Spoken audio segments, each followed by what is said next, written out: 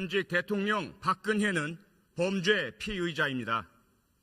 그것도 국가 권력을 사유화해서 사인들의 호주머니에 국가 세금을 털어넣은 가장 질 나쁜 범죄자입니다. 그런데 그런 범죄 피의자가 지금까지 국가 권력을 틀어진 채 그 국가 권력을 자기 개인의 방어와 보호를 위해 사용하고 있습니다. 대한민국 국민들께서는 이 상황을 도저히 받아들일 수가 없다고 하십니다. 매주 100만 명이 넘는 국민께서 차가운 광장에 모여 촛불을 들고 계십니다. 지금 여론조사 결과는 80% 이상의 국민이 즉시 박근혜 대통령을 탄핵하라고 요구하고 있습니다. 국회에 요구하고 있습니다. 그런데 지금 국회는 무엇하고 있습니까? 국민들은 국회를 직무유기로 고발하고 있습니다. 질서 있는 퇴진, 명예로운 퇴진 다 좋습니다. 이미 오래전에 국민과 야당이 제안했던 것 아닙니까? 그 제안이 있을 때마다 헌신짝처럼 내버린 것은 바로 박근혜 본인이었습니다. 그리고 이미 3차례 담화를 통해 자기가 한 말을 뒤집고 거짓말을 하길 반복하고 있습니다. 검찰 수사, 특검 수사 받겠다.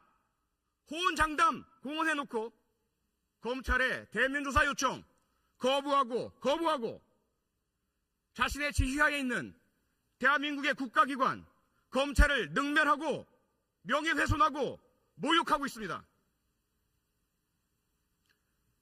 이러한 박근혜 대통령의 오만과 불법과 헌법 유린과 범죄 행위에 대해서 야당은 물론 여당, 새누리당 다수 의원들이 탄핵에 동조했었습니다. 하지만 지난 3차 담화 이후 균열이 생겼습니다. 그렇게 소리 높여 박근혜 대통령을 1분 1초도 그 자리에 두어서는 안 된다라고 주장하던 국가와 국민을 위해서 박근혜 대통령은 바로 내려와야 한다고 요구하고 주장하던 새누리당 의원들의 입장이 바뀌었습니다. 야당 일부에서도 의견의 변화가 감지되고 보도되기 시작했습니다. 저는 가만히 있을 수 없었습니다. 대한민국 국회의원의 한 사람으로서 국민이 뽑아주신 국민의 대표로서 저도 그 직무유기의 행렬에 공범으로 동참할 수 없었습니다. 그래서 제가 확인하고 확보한 공적인 자료들을 통해 의원 여러분 한 분 한 분의 탄핵에 대한 찬반 입장을 국민 여러분과 공유하고 있습니다. 그 결과 많은 의원들께서 여러 국민들의 전화 연락을 받으시고 불편하다는 이야기를 들었습니다. 그 부분에 대해서는 진심으로 사과의 말씀을 드리겠습니다.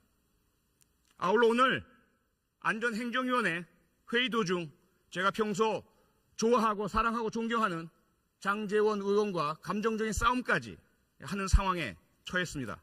그 부분 역시 개인적으로 장제원 의원께 공개적으로 사과드리겠습니다. 하지만 국회가 제 기능을 할 때까지 박근혜 대통령에 대한 탄핵 소추안에 그 발의안에 누가 서명하고 누가 서명하지 않는지 누구의 서명 때문에 누구의 서명 불참 때문에 탄핵안 발의가 이루어지지 못하는지 그리고 그 탄핵 소추안에 대해서 누구의 불참으로 인해서 의결이 이루어지지 못하는지는 분명히 제가 끝까지 국민과 공유해야 하겠습니다. 그에 대한 책임은 분명하고 명확하게 지겠습니다. 존경하고 사랑하는 동료 의원 여러분, 부디 국민의 이 아픈 소리를 외면하지 마시고 박근혜 대통령 헌법 절차에 따라 탄핵을 의결할 수 있도록 참여하고 도와주시기 바랍니다. 고맙습니다. 네.